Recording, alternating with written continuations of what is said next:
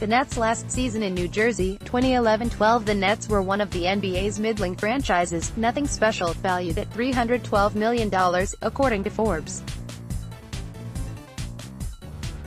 Worst, the team's value hadn't really budged in the 8 years Bruce Ratner had owned it. The Brooklyn arena was stuck in court and needed financing. Then, with Mikhail Prokhorov in charge, the team moved to Barclays Center, and with the combination of the New York venue and the NBA's explosion in revenue, the value jumped. So much so that in Wednesday's ranking of team valuations, the Nets are now valued at $2.235 billion. 7.5 times higher than the day they left Newark. The valuation, based on what Joe Tsai paid for a 49% stake in the franchise, put the Nets between the Celtics and Rockets.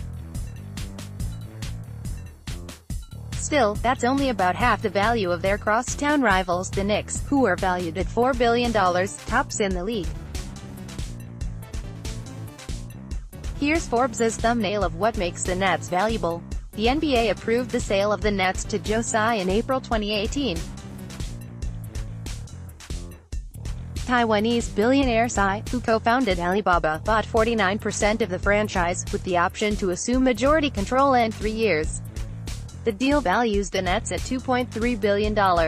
Mikhail Prokhorov paid $365 million for 80% of the team and 45% of Barclays Center operating rights in 2010. He purchased the remaining stakes in the Nets and Barclays at a valuation of $1.7 billion in 2015. The sale to Tsai does not include the operating rights to Barclays, but a new lease was completed ahead of the sale to allow some arena revenue to flow to the Nets.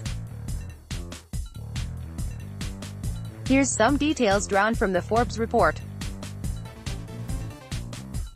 The purchase by Tsai, a Taiwan native and citizen of Canada, shows the sport's global popularity expands the investor pool as well. The Nets' operating revenue is finally making its way into the black, earning $53 million last year, before interest, taxes, depreciation and amortization. In 2015, the Nets lost $99.4 million. That year was also the high point for player expenses, at $115 million. Last season, it was $106 million. Brooklyn was one of 4 NBA teams that kicked off new local TV deals last season at more than double their previous take. The Nets received substantially more than the $20 million they had previously received, as we reported.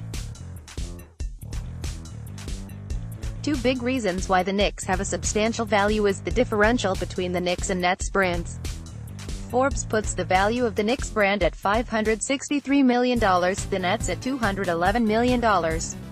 Similarly, the Garden is valued at $995 million, Barclays at $577 million. The Nets have a low debt load, 9%, among the lowest in the NBA. The Kings' debt load is 34% of the team's value.